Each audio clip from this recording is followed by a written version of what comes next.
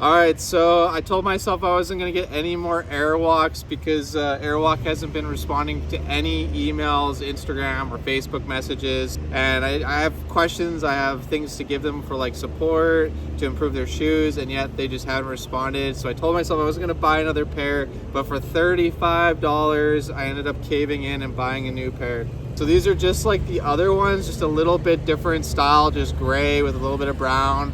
So like every other shoe test video, we're gonna do 100 tricks, maybe 100 kickflips or 100 heel flips or maybe 100 switch flips, but I haven't been skating much, so maybe we'll just stick with the kickflips. Overall, for 35 bucks, basically $40 in, these are actually pretty decent skate shoes.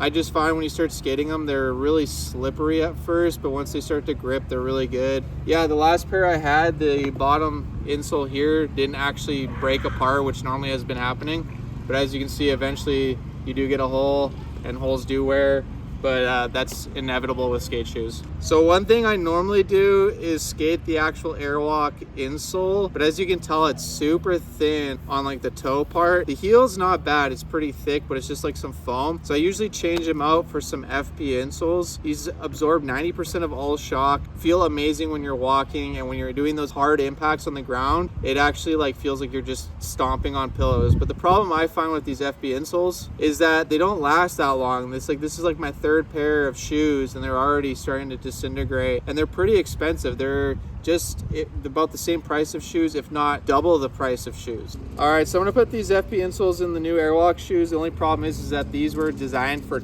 size 10 shoes. These are 9 shoes this time. They didn't have any 10s, so I got a size 9. My shoe is a short but wide foot, so it's kind of hard to find shoes unless you're trying them on. And I'm just gonna have to jam this in there, and hopefully it doesn't like feel weird or screw up my skating. I'm just gonna have to jam it in. Maybe later cut it down. For now, we'll just make it fit. As you can see, it's kind of like wedged in there a bit. Wedged in there. Like I said, my feet are wide here, so right there, that point, it's like super tight. Even if I get shoes that are bigger and it leaves a gap for my toes, it's still very tight here. These 9s are definitely tight right there, so I'm gonna have to wear these in.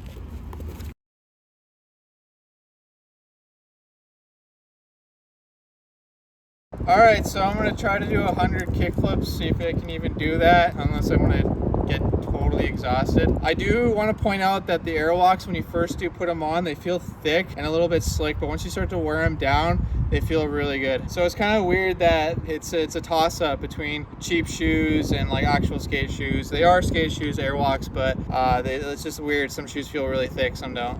And the FP insoles in there definitely feel a bit weird on the heel. So let's just start getting into this and hopefully work these shoes in, and hopefully they'll start to feel better after a while. First try. Woo!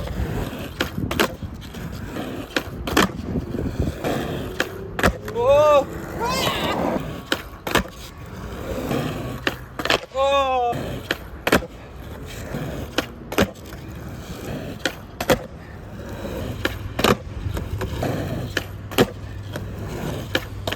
Woo!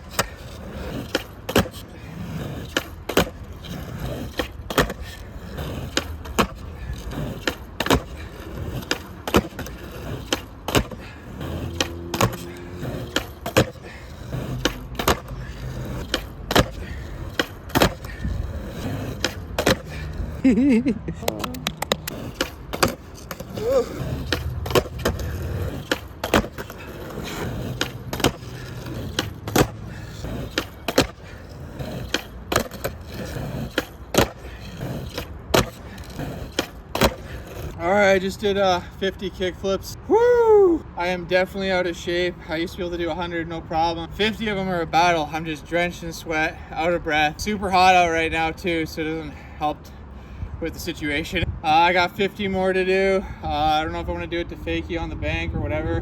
or just do it flat ground, but that's 50 kickflips. See the wear and tear on these Airwalks. All right, so let's check out the wear. So far it looks like there is a bit of wear up here, as you can see, just right there, a bit from those kickflips. That's all I can see on the top is just that layer right there. And on the bottom, I don't really see much other than right there and a little bit on that back heel, which I've noticed these Airwalks before. Sometimes the back heel will actually blow out, which is kind of odd. Yeah, and a bit of wear, as you can see here too, compared to there where it's got a little bit of grip. That's a bit smooth now. So starting to slowly work these in. Not bad so far, but like I said, they are a bit slick. So when you're starting to break these in, it's like either they get really good grip and you can do the trick, or your foot just slips right off. But yeah, like Nigel does, he sandpapers his shoes. So I'm pretty sure if I sandpapered them and get them all worn in without having to skate to wear them in, it'd be a lot easier and better, but I like to skate to wear them in. All right, we're gonna take a bit of a break and then I'm gonna do another 50 kickflips.